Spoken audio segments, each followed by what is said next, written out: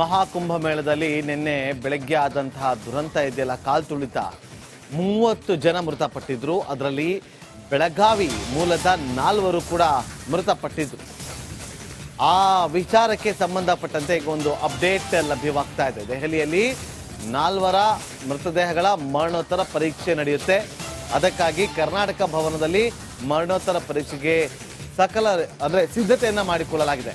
ಮರಣೋತ್ತರ ಪರೀಕ್ಷೆ ನಡೆಸದೆ ಮೃತದೇಹಗಳನ್ನ ಏರ್ಲಿಫ್ಟ್ ಮಾಡೋದಕ್ಕೆ ಸಾಧ್ಯವಿಲ್ಲ. ಏರ್ಲಿಫ್ಟ್ಗೂ ಮುನ್ನ ಪೋಸ್ಟ್ ಮಾರ್ಟಮ್ ಆಗಬೇಕು. ಆ ಬಳಿಕವೇ ಅವರ ಮೃತದೇಹಗಳನ್ನ ಏರ್ಲಿಫ್ಟ್ ಮಾಡಲಾಗುತ್ತೆ.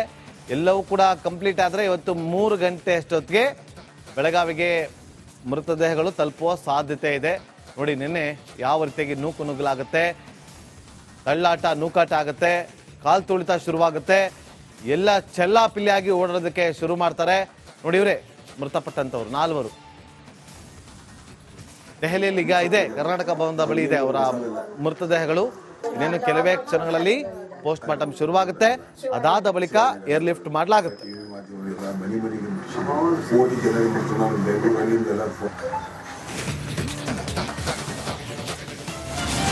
ಇನ್ನು ಮೃತ ಅರುಣ್ ಕೋಪರ್ಡೆ ಅವರ ನಿವಾಸದಲ್ಲಿ ನೀರವ ಮೌನ ಆವರ್ತಿದೆ. ದುಃಖದ ಮಡುವಿನಲ್ಲಿ ಇಡೀ ಕುಟುಂಬದ ಸದಸ್ಯರಿದ್ದಾರೆ. ಬೆಳಗಾವಿಯ ಶೆಟ್ಟಿ ಗಲ್ಲಿಯಲ್ಲಿರುವಂತಹ ಅರುಣ್ ಅವರ ನಿವಾಸ, ಇಡೀ ಕುಟುಂಬ ಅವಲಂಬಿತ ಆಗಿದ್ದು ಅರುಣ್ ಕೋಪರ್ಡೆ ಅವ್ರ ಮೇಲೆ. ಇಡೀ ಕುಟುಂಬ ಆತನನ್ನ ಕಳೆದುಕೊಂಡು ಇವತ್ತು ಆ ಕುಟುಂಬ ತಲ್ಲಣಗೊಂಡಿದೆ. ನೀರವ ಮೌನ ಆವರಿಸಿದೆ.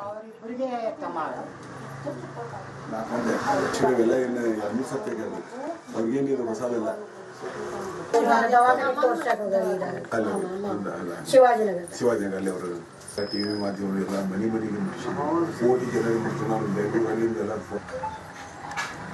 ಕುಂಭಮೇಳಕ್ಕೆ ಹೋದಂತ 4 ಜನರು ಈಗ ಬೆಳಗಾವಿ 4 ಜನರು ಸಾವನ್ನಪ್ಪಿದ್ದಾರೆ. ಈಗಾಗಲೇ ಅವರ ಮೃತದೇಹಗಳು ದೆಹಲಿಯನ್ನ ತಲುಪಿದ್ದು ಅಲ್ಲಿ ಮರಣೋತ್ತರ ಪರೀಕ್ಷೆಯನ್ನ ಮಾಡಲಾಗುತ್ತೆ. ಮರಣೋತ್ತರ ಪರೀಕ್ಷೆ ಬಳಿಕ ಬೆಳಗಾವಿಗೆ ಏರ್ಲಿಫ್ಟ್ ಅನ್ನ ಮಾಡಲಾಗುತ್ತೆ. ಏರ್ಲಿಫ್ಟ್ ಆದ ನಂತರ ಕುಟುಂಬಸ್ಥರಿಗೂ ಕೂಡ ಮೃತದೇಹಗಳನ್ನ ಹಸ್ತಾಂತರ ಮಾಡ್ತಾರೆ. ಆ ಬಳಿಕ ಅರುಣ್ ಕೋರ್ಪಡೆ ಅವರಿಗೆ 2 ಗಂಡು ಮಕ್ಕಳಿದ್ರೆ, ಮತ್ತೊಬ್ರು ಇಂಡೋನೇಷ್ಯಾದಲ್ಲಿದ್ದಾರೆ, ಅವರು ಕೂಡ ಈಗ ಬರ್ತಿದ್ದಾರೆ. ಬಂದ ನಂತರ ಅಂತ್ಯಕ್ರಿಯೆಗೆ ಕುಟುಂಬಸ್ಥರು ಕೂಡ ಸಕಲವಾದಂತಹ ಸಿದ್ಧತೆಯನ್ನ ಕೂಡ ಮಾಡ್ತಿರುವಂತದ್ದು. 4 ಜನ ಸಹೋದರಿಯರಿದ್ದಾರೆ, ಅವರನ್ನು ಕೂಡ ನಾನು ಮಾತಾಡಿಸ್ತೀನಿ. ಅಮ್ಮ, ಯಾವಾಗ ಹೋಗಿದ್ರು ಅವರು? ರವಿವಾರ ದಿವಸ ಹೋಗಿದ್ರು. ರವಿವಾರ ದಿವಸ ನನಗೆ 6 ಗಂಟೆಗೆ ಫೋನ್ ಬಂತು. ನಾವು ಈ ಕಡೆ ಇರೋದಿಲ್ಲ, ಮಹಾರಾಷ್ಟ್ರ ಒಳಗೆ ನನಗೆ ಕೊಟ್ಟಾರ, ಅಲ್ಲಿ ಇರ್ತೀನಿ. ಅಲ್ಲಿ ಫೋನ್ ಬಂತು. ಚಿಕ್ಕೋಡಿ ಒಳಗೆ ಅವ್ರು ನಿಂತಿದ್ರು ಚಹಾ ಕುಡಿಯಾಕ. ಚಹಾ ಕುಡಿಯಾಕ ನಿಂತೇವಪ್ಪ. ನಾ ಹೋಗಾಕತ್ತೀನಿ ಅಕ್ಕ, ನಾ ಗುಡಿಗೆ ಇದಕ್ಕೆ ದೇವ್ರಿಗೆ ಪ್ರಯಾಗ್ ಚಿಕ್ಲಿ ಹೋಗಾಕತ್ತೀನಿ ಕುಂಭಮೇಳಕ್ಕೆ. ಈಗ ಹೋಗೋತ್ನ್ಯಾಗ ಎಲ್ಲೆಲ್ಲೇ ದೇವ್ರ ಅದಾರ ಅಲ್ಲಿ ಕಡೆ ಹೋಗ್ತೀನಿ, ಭೇಟಿ ಆಗ್ತೀನಿ, ಮತ್ತು ಹೋಗ್ತೇವ್ರು. ಆಮೇಲೆ ನಾ ಮರನೇ ದಿವಸ ಸೋಮವಾರ ದಿವಸ ಫೋನ್ ಮಾಡಿನಿ. ನಾನು ಮಕ್ಕಳು 2 ಗಂಡು ಮಕ್ಕಳು ಬೇಡ ಮತ್ತೊಂದ್ಸರಿ ದೊಡ್ಡವ ಭಾಳ ಅಂದ, ಬ್ಯಾಡಪ್ಪ ಈಗ ಹೋಗ್ಬ್ಯಾಡ್ರಿ, ಭಾಳ ಗರ್ದಿ ಐತಿ, ನೀವು ಆಮೇಲೆ ಹೋಗ್ರಿ, ಈಗ ಹೋಗ್ಬ್ಯಾಡ್ರಿ ಅಂದ್ರೆ ಇಲ್ಲ ನಾವು ಹೋಗವ್ರಂತ ಇದು ಮಾಡ್ರಿ. ಈಗ ಎಷ್ಟು ಗಂಟೆಗೆ ಬರ್ತಿದೆ ಅಂತೇಳಿ ಅಧಿಕಾರಿಗಳಾಗಲಿ ಯಾರಾದರೂ ಹೇಳಿದಾರಮ್ಮ? ಈಗ 5 ಗಂಟೆ ತನಕ ನಾವು ಈ ಕಡೆ ಬರಾಕತ್ತೀವಂತ ಅವ್ರ ಮಿಸ್ಸಸ್ ಹೇಳಿ ನಮ್ಮ ವೈನಿ. ಹೆಂಗಿದ್ರಮ್ಮ ಮನೆಯಾಗೆಲ್ಲ? ಭಾಳ ಚಲೋ ರೀ. ನಮ್ಮ ಮನಿನ ಎಲ್ಲ ಇದೈತ್ರಿ. ಹಂಗೆ ಯಾರಿಗೆ ಈದಿಲ್ಲ ಏನಿಲ್ಲ, ಅಕ್ಕಂಗರಿಗೆಲ್ಲ ಹಚ್ಕೊಂಡು ಎಲ್ಲರಿಗೆ ಹಚ್ಕೊಂಡು ಇದು ಮಾಡ್ತಿದ್ರು. ಏನೂ ಇಲ್ಲ. ಅಮ್ಮ, ಈಗ ಅಂತ್ಯಕ್ರಿಯೆ ಅದು ಎಲ್ಲಿ ಮಾಡ್ತೀರಿ? ಇಲ್ಲೇ ಇದಕ್ಕೆ ರೀ, ಸದಾಶಿವನಗರಕ್ಕೆ ಅಲ್ಲೇ ಮಾಡೋದ್ರಿ. ಈಗ ದೇವಸ್ಥಾನಕ್ಕೆ ಹೋದವ್ರು ವಾಪಸ್ ಬರಲಿಲ್ಲ? ಬರ್ಲಿಲ್ರಿ, ನಮ್ಮ ತಮ್ಮ ಹೋಗಿ ಬಂದಿಲ್ರಿ. ಭಾಳ ಚಲೋ ಇದ್ರಿ, ಭಾಳ ಚಲೋ ಇದ್ರಿ. ಎಲ್ಲಾರ್ಗು ಹಚ್ಕೊಂಡು ಎಲ್ಲಾರ್ಗು ಮಾತಾಡ್ಕೊಂತ ಚಲೋ ಇದ್ರು, ಅಷ್ಟು ಚಲೋ. ಅವ್ರ ಜೊತೆಗೆ ಹೋದಂಥವ್ರು ಒಟ್ಟು 60 ಜನರ ಪೈಕಿ ಇವ್ರು 4 ಜನರಿಗೆ ಇದಾಗಿದೆ. ಜನ ಹೋಗ್ಯಾರ, ಇವ್ರು 4. ಇದಿಷ್ಟು ಕುಟುಂಬಸ್ಥರ ಮಾತಾಗಿರುವಂಥದ್ದು. ಸದಾಶಿವನಗರದ ಏನು ಸ್ಮಶಾನದಲ್ಲಿ ಅಂತ್ಯಕ್ರಿಯೆಯನ್ನ ಮಾಡ್ತಿದ್ದೇವೆ ಮತ್ತು ಜಿಲ್ಲಾಡಳಿತ ಕೂಡ ನಮಗೆ ಸಂಪರ್ಕದಲ್ಲಿ ಇದ್ದಾರೆ ಅನ್ನೋ ಒಂದು ಮಾತನ್ನ ಕೂಡ ಹೇಳ್ತಿರುವಂಥದ್ದು. ಒಟ್ಟಾರೆ ಬೆಳಗಾವಿ ಜಿಲ್ಲಾಡಳಿತ ಕೂಡ ಈಗಾಗಲೇ ಅವರನ್ನ ಮರಣೋತ್ತರ ಪರೀಕ್ಷೆ ಅಂದರೆ ದೆಹಲಿಯಲ್ಲಿ ಈಗಾಗಲೇ ಕರ್ನಾಟಕ ಭವನದಲ್ಲಿ ಮರಣೋತ್ತರ ಪರೀಕ್ಷೆಯನ್ನು ನಡೆಸಿ ಅಲ್ಲಿಂದ ಬೆಳಗಾವಿಯ ಏರ್ಪೋರ್ಟ್ಗೆ ಏರ್ಲಿಫ್ಟ್ ಮಾಡುವ ಮೂಲಕ ಇಲ್ಲಿ ಆ ಕುಟುಂಬಸ್ಥರಿಗೆ ಕೂಡ ಹಸ್ತಾಂತರ ಮಾಡಲಾಗಿದೆ. ಸಂಜೆ 5:30 ಸುಮಾರಿಗೆ ಬರುವಂತಹ ಸಾಧ್ಯತೆ ಕೂಡ ಇರುವಂಥದ್ದು. ಮಧ್ಯಾಹ್ನ 3 ಗಂಟೆಗೆ ಅಲ್ಲಿಂದ ಏರ್ಲಿಫ್ಟ್ ಆಗ್ತವೆ ಅನ್ನೋ ಒಂದು ಮಾತನ್ನ ಕೂಡ ಈಗಾಗಲೇ ಜಿಲ್ಲಾಡಳಿತ ಕೂಡ ಹೇರುವಂಥದ್ದು. ಇನ್ನು ಮಹಾಕುಂಭ ಮೇಳದಲ್ಲಿ ಕಾಲ್ತುಳಿತದಿಂದಾಗಿ ಸಾವು ನೋವುಗಳು ಸಂಭವಿಸಲ್ಲ. ಇದೇ ವಿಚಾರವಾಗಿ ಮಂತ್ರಾಲಯದ ಶ್ರೀಗಳಾಗಿರುವಂತಹ ಸುಬುಧೇಂದ್ರ ತೀರ್ಥರು ಬೇಸರವನ್ನು ವ್ಯಕ್ತಪಡಿಸಿದ್ದಾರೆ. ಇದು ಅತ್ಯಂತ ವಿಷಾದನೀಯ ಸಂಗತಿ ಅಂತ ಹೇಳಿದ್ದಾರೆ. ಮೃತರ ಕುಟುಂಬದವರಿಗೆ ಭಗವಂತ ಧೈರ್ಯವನ್ನ ಕೊಡಲಿ ಅಂತ ರಾಯಚೂರಲ್ಲಿ ಮಂತ್ರಾಲಯ ಶ್ರೀಗಳು ಸುಬುಧೇಂದ್ರ ತೀರ್ಥರು ಹೇಳಿಕೆಯನ್ನು ಕೊಟ್ಟಿದ್ದಾರೆ.